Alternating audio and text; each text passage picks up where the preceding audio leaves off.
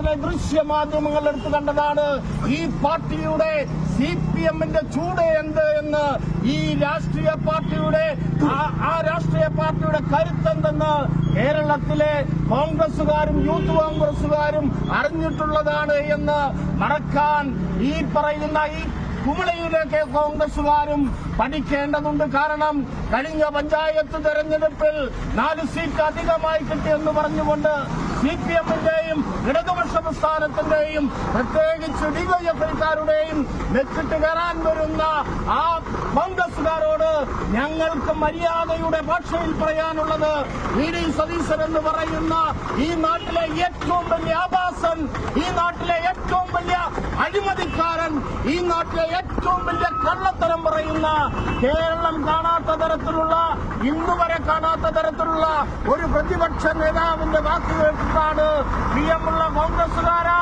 നീ ഞങ്ങളുടെ മുന്നിൽ വരുന്നതെങ്കിൽ നിന്റെ വീട്ടിലെ നിന്റെ അമ്മയോടും അച്ഛനോടുമെല്ലാം പറഞ്ഞേച്ചു വേണം പോരാൻ. ഞങ്ങള് തിരിച്ചു വരില്ല എന്ന് പറഞ്ഞേച്ചു വേണം പോരാൻ. ആ പാരമ്പര്യമുള്ള പാർട്ടിയാണ് ഈ കേരളത്തിലെ CPM എന്ന് പറയുന്നത്. ഞങ്ങൾ ചെത്തിമിനുക്കി വെച്ച ആ വാരിക്കുന്തം ഇപ്പോഴും ഞങ്ങളുടെ ഓഫീസിലുണ്ട്. അത് ഞങ്ങൾ സൂക്ഷിച്ചു വച്ചിട്ടുണ്ട്. അത് ഞങ്ങളെ കൊണ്ട് എടുപ്പിക്കാനുള്ള സാഹചര്യം വരുത്തരുത്.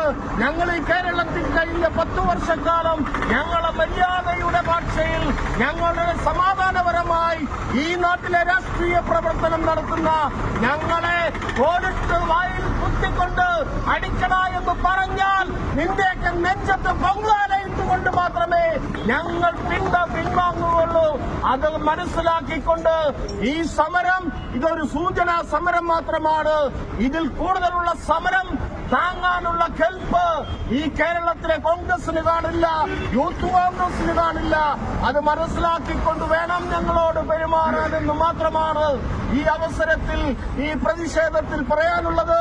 ഈ പ്രതിഷേധത്തിൽ പങ്കെടുത്ത മുഴുവൻ ഇടതുപക്ഷ പ്രവർത്തകർക്കും CPM-ന്റെ ഏരിയ കമ്മിറ്റിയുടെ പേരിൽ അഭിവാദ്യം അർപ്പിച്ചുകൊണ്ട് ഞാൻ നിർത്തുകയാണ്.